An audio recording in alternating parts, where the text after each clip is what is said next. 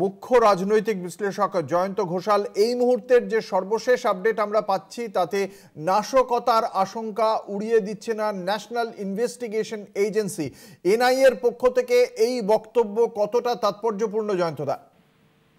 এটা অত্যন্ত তাৎপর্যপূর্ণ। তার কারণটা হচ্ছে যে জায়গাটা যদি আজকে অন্য কোনো একটা প্রত্যন্ত এলাকা হতো তাহলে একরকম। এটা ভারতের রাজধানী নয়াদিল্লি এবং সেখানে রেড ফোর্ট ব্লাস্ট মানে লালকেল্লা, যেটা একটা মানে সিম্বল আমাদের ভারতীয় শাসনতন্ত্রের। তার কারণ এখানে সেই নেহেরুর মধ্যরাতের স্বাধীনতার যখন সেই বক্তৃতা, সেই লালকেল্লা থেকে প্রত্যেক বছর প্রধানমন্ত্রী বক্তৃতা দেন, সেই লালকেল্লাতে ব্লাস্ট করানো, সেটার মধ্যেও কিন্তু একটা বার্তা থাকে জঙ্গিদের। কেননা লালকেল্লা এর আগেও টার্গেট হয়েছে ডিসেম্বরের 22 তারিখে। তখনও কিন্তু লস্করে তাইবা তারা বলেছিল যে তারাই করেছে বলে দাবি করেছিল। এবং দেখো অঙ্কুর, এই যে মোহাম্মদ মানে আরিফ, যার নাম ছিল আশফাক, সে পাকিস্তানের নাগরিক ছিল, সে তখন ওই অ্যাটাকটা যেটা 2000 সালে হয়েছিল সেটার মাস্টার মাইন্ড করেছিল। সে সমস্ত তদন্ত করে তখন জানা যায়।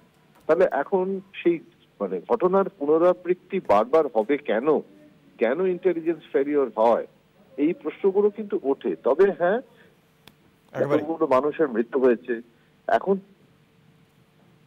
মানে করতে হবে, মানে ঘটনার পরিস্থিতিটাকে আগে নিয়ন্ত্রণে রাখতে হবে। 6:55 যেটা হয়েছে,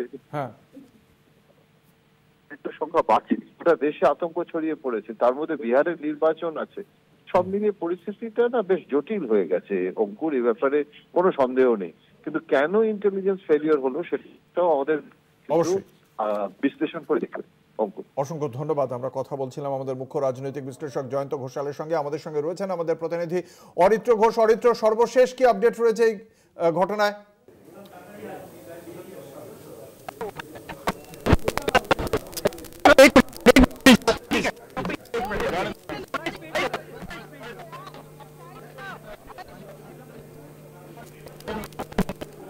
আমরা কথা বলবো, আমাদের সঙ্গে রয়েছেন আমাদের প্রতিনিধি অরিত্র ঘোষ। অরিত্র, সর্বশেষ কি আপডেট রয়েছে এখনো পর্যন্ত?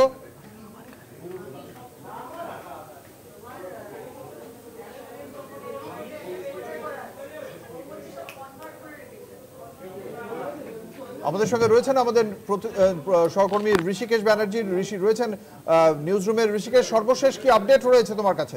একদমই অঙ্কুরদা, এই মুহূর্তে যে খবর পাওয়া যাচ্ছে, এই বিস্ফোরণের ঘটনায় অন্তত 17 জনের মৃত্যু হয়েছে বলে খবর পাওয়া যাচ্ছে। আহতর সংখ্যাটা প্রায় 30-এর কাছাকাছি আহত, অন্তত 17 জনের মৃত্যু হচ্ছে। এনআইএ কিন্তু নাশকতার আশঙ্কা একেবারে উড়িয়ে দিচ্ছে না, অর্থাৎ যে ঘটনা ঘটেছে 17 জনের মৃত্যু এবং এই বিস্ফোরণ যে কতটা ভয়াবহ ছিল আমরা প্রত্যক্ষদর্শীদের বক্তব্য থেকে আলোচনা করছিলাম, বোঝার চেষ্টা করছিলাম।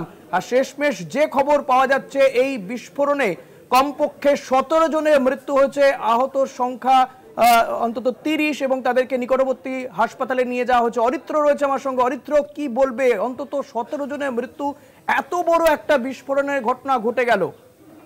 দেখো, মৃত্যুর যে এক্সাক্ট ফিগার সেটা হাতে পেতে আরো বেশ কিছুটা সময় লাগবে, কিন্তু এখনো কমপক্ষে 17 জনের মৃত্যু হয়েছে বলে যেটা জানা যাচ্ছে। সেখান থেকেই একটা বিষয় স্পষ্ট হয়ে যাচ্ছে যে এই বিস্ফোরণের প্রতিঘাত ঠিক কতটা বিস্ফোরক সেখানে ছিল বা বিস্ফোরণের তীব্রতা কতটা ছিল, যার কারণে একদিকে যেমন এদিকে থাকা যানবাহন গাড়ি যেমন ধ্বংস হয়ে গেছে, মানুষেরও কিন্তু মৃত্যু হয়েছে।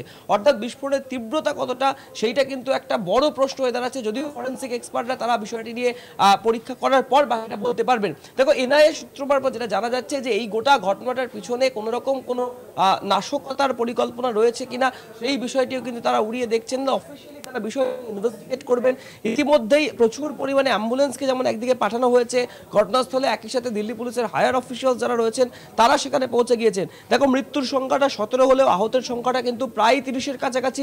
এই সংখ্যা আগামীতে আরও বাড়তে পারে, কারণ এখনো অনেককে উদ্ধার করে যাদেরকে নিয়ে যাওয়া হয়েছে স্থানীয় হাসপাতালে, তাদের ঠিক কারেন্ট কন্ডিশন কি রয়েছে, হেলথ আপডেট কি রয়েছে, সেই বিষয়টি সেখানকার চিকিৎসকরা খতিয়ে দেখছেন।